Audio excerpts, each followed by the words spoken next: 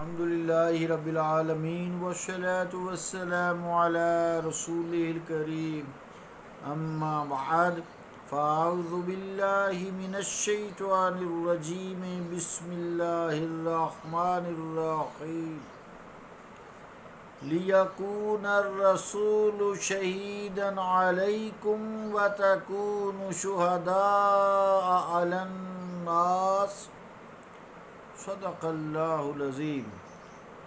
عزیزان گرامی قدر، السلام علیکم ورحمۃ اللہ وبرکاتہ۔ سورہ الحج کی 78 نمبر آیت تلاوت کرنے کی سعادت حاصل ہوئی ہے۔ اس کا ترجمہ یوں ہے: تاکہ ہو جائے رسول کریم تم پر گواہ اور تم گواہ ہو جاؤ لوگوں پر۔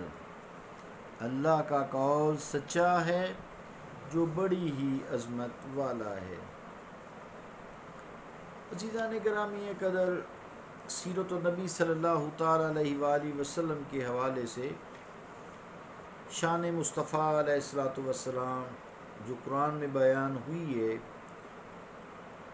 اس کا سلسلہ جاری ہے۔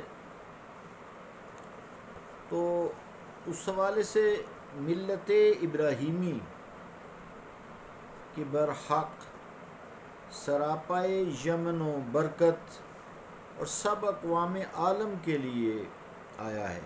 ملت ابراہیمی یہ رحمت ہونے پر اگر تمہیں کسی دلیل کی ضرورت ہو، اگر کسی کو گواہ درکار ہو، تو یہ دیکھو کہ میرے رسول کریم صلی اللہ علیہ وآلہ وسلم، میرے حبیب مصطفیٰ علیہ السلام کھڑے ہیں۔ ان کی کتاب زیست کا ہر ورق اس دین و ملت کی حقانیت اور صداقت کی گواہی دے رہا ہے۔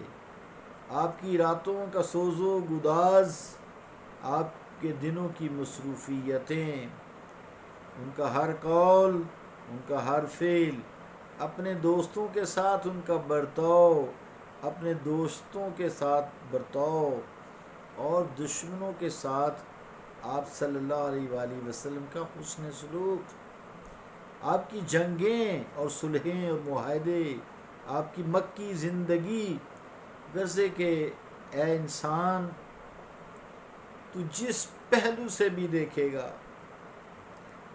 جس کسوٹی پر بھی پرکھنا چاہے گا، خوب پرکھو۔ اگر تمہاری چشم دل نور حق کو پہچاننے کی صلاحیت رکھتی ہے تو تم بے اختیار کہہ اٹھو گے کہ آپ سے سچا گواہ آج تک چشم فلک نے نہیں دیکھا۔ تمہارا دل مان جائے گا کہ جس کی گواہی مصطفیٰ دے رہے ہیں اس کے برحق ہونے میں ذرا بھی تعمل شک و شبہ نہیں کیا جا سکتا۔ اور اے سچے گواہ کی گواہی قبول کر کے ایمان لانے والوں، امت مصطفیٰ کے غلاموں، مسلم کے معزز و محترم لقب سے سرفراز کیے جانے والوں، بزم عالم میں تمہارا مقام بھی یہ ہے کہ تم اپنی گفتار، اپنے کردار، کریکٹر، اپنی انفرادی اور اجتماعی زندگی، سوشل لائف اس طرح بسر کرو کہ تم اس دین حق کے برحق ہونے کی ایسی گواہی دے سکو جس کو تسلیم کرنے کے بغیر کسی کو چارہ کار ہی نہ ہو۔ لوگ تمہیں دیکھ کر، تم سے مل کر، تم سے معاملات طے کر کے یہ یقین کر لیں کہ جس دین کے تم پیروکار ہو وہی سچا ہے، وہی حق ہے۔ جس نظام حیات کے تم نقیب ہو، سارے جہان کی فلاح و سلامتی کا صرف یہی ضامن ہو سکتا ہے۔ اس بات پر عزیزان گرامی قدر تاریخ گواہ ہے کہ جب تک مسلمان اس شہادت کی ذمہ داریوں کو انجام دیتے رہے، لوگ پروانوں کی طرح شمع اسلام پر نثار ہوتے رہے۔ ایک مرد حق کے آگاہ بھی اگر کسی ظلمت قدہ میں پہنچ گیا، ظلمت قدہ میں شیطان کے بہکاوے میں آ کر پہنچ گیا تو اس کے رخ انور کی تابانیوں سے وہاں ہر طرف اجالا ہو گیا. ہزاروں لاکھوں کی تعداد میں لوگ اپنے آبائی عقائد اور نظریات کے زنار توڑ کر اسلام میں داخل ہوتے رہے. اشاعت اسلام کی اگر کوئی شخص تاریخ کا مطالعہ کرے تو اسے پتہ چلے گا کہ امت مصطفیٰ علیہ الصلوۃ والسلام کہ ان افراد نے ہر جگہ ہدایت کے یہ چراغ روشن کیے جن کا نور ظاہر و باطن توحید سے جگمگا رہا تھا. جو کام سلطان محمود غزنوی کے حملوں اور شہاب الدین کی فتوحات سے نہ ہو سکا وہ کام ان خرقہ پوش صوفیوں نے کیا، اور اس خوبی اور شان سے کیا کہ صدیاں گزر جانے کے باوجود ان کی روحانی تسخیرات کی ضیاء پاشیوں میں کسی قسم کی بھی کمی نہیں ہوئی.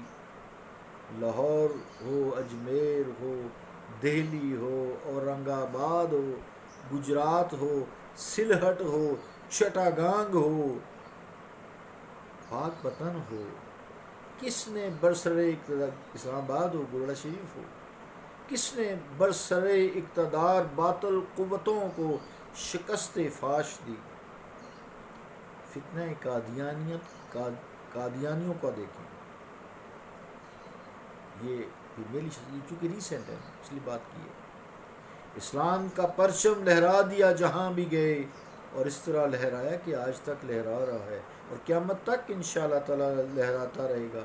یہ ہستیاں کوئی اپنے ساتھ دولت کے انبار نہیں لائی تھیں، ان کے پاس کوئی ایسے خزانے نہیں تھے، کوئی سونے چاندی کے انبار ہوں، کوئی بینک بیلنس ہو، کوئی لشکر جرار ان کے ہم رقاب ہوں، فن مناظرہ میں یہ مہارت رکھتے، کوئی دعویٰ نہیں. ان کے پاس زندگی کی کھلی کتاب تھی جس کی ہر سطر سے نور عرفان چھلکتے تھے، چشمے ابلتے تھے. ان کے پاس اپنی دل ربا سیرت اور بے داغ کریکٹر تھا جو پکار پکار کر اسلام کی حقانیت کی گواہی دے رہا تھا.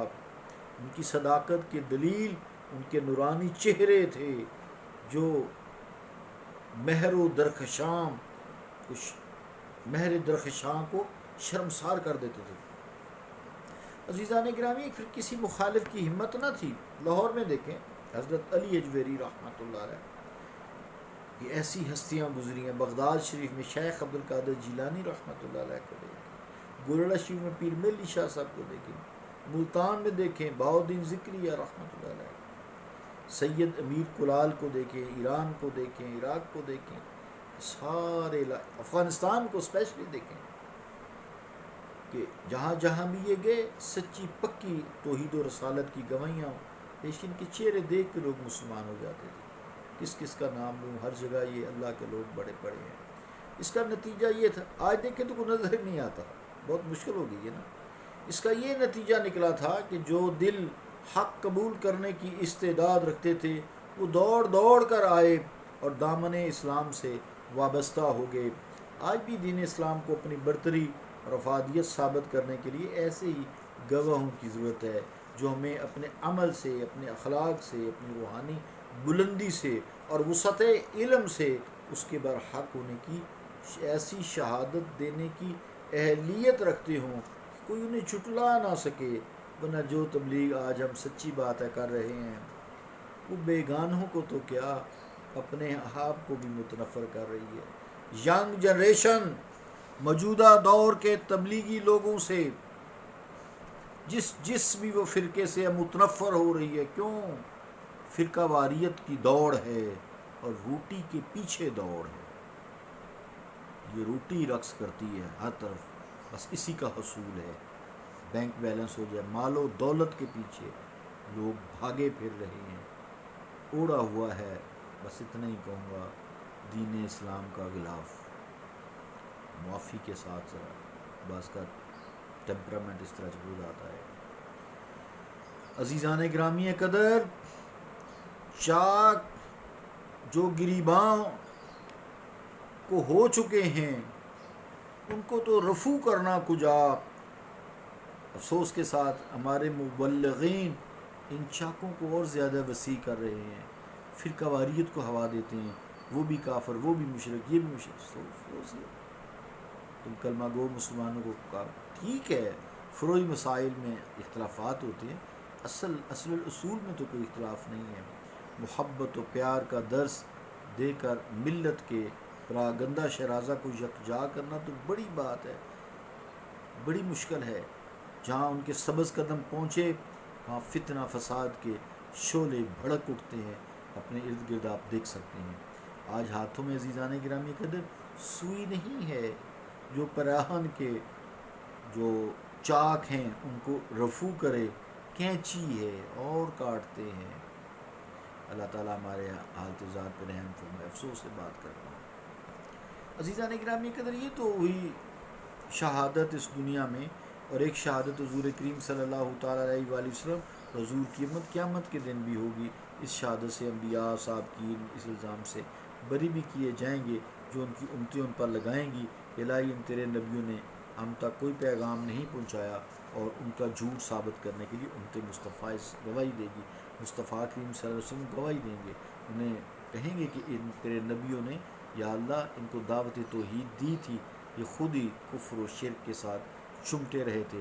اس وقت غلامان مصطفیٰ علیہ التحیۃ والثناء آگے بڑھیں گے اور گواہی دیں گے، یا اللہ تیرے رسولوں اور تیرے نبیوں نے اپنا فرض پوری طرح ادا کیا ہے، اور قصور ان لوگوں کا ہی ہے جو آج بڑے سلیم متبع بنے بیٹھے ہیں۔ تو عزیزان گرامی قدر، یہ تمام آیات سے حقیقت آشکارا ہو جاتی ہے کہ ذات پاک محمد مصطفیٰ علیہ التحیۃ والثناء اللہ تعالیٰ کی وحدانیت اور شان کبریائی کے گواہ ہیں۔ اللہ تعالیٰ نے عالم انسانیت کی رہنمائی کے لیے جو جامع نظام حیات آپ کو عطا کر نبی مبعوث فرمایا ہے، حضور اس کی صداقت کے بھی شاہد ہیں، عادل ہیں، گواہ ہیں۔ اس شہادت کا صلہ یہ ہے کہ اللہ تعالیٰ نے اپنے محبوب کی سچی ہونے اور نبی برحق ہونے کی جا بجا شہادت بھی دی ہے۔ کہیں فرمایا واللہ یعلم انک لرسولی، کہ اللہ تعالیٰ جانتا ہے کہ آپ اللہ تعالیٰ کے سچے رسول ہیں۔ دوسری جگہ ارشاد ہوا وَيَقُولُ الَّذِينَ كَفَرُوا لَسْتُ مُرْسَلًا قُلْ كَفَىٰ بِاللَّهِ شَهِيدًا بَيْنِي وَبَيْنَكُمْ وَمِنْ عِندِهِ عِلْمُ الْكِتَابِ۔ جن لوگوں نے عزیزان گرامی قدر کفر کیا، وہ کیا وہ کہتے ہیں کہ آپ رسول نہیں ہیں؟ آپ فرمائیے میرے اور تمہارے درمیان اللہ تعالیٰ کافی گواہ ہے۔ یہ آیات کا ترجمہ ہے، اور وہ جس کے پاس کتاب کا علم ہے۔ اس کے علاوہ 20 ایسی آیات ہیں جن میں اللہ رب العالمین نے اپنے محبوب کی صداقت کی گواہی خود دی ہے، اور اس کے نورانی فرشتوں نے اس کی تصدیق بھی کی ہے۔ اللہ رب العالمین ہمیں دین اسلام کو سمجھنے، اس پر عمل کرنے کی توفیق عطا فرمائے۔ صلی اللہ تعالیٰ علی رسول خیر خلقہ محمد وعلی آلہ واصحابہ اجمعین برحمتک یا ارحم الراحمین۔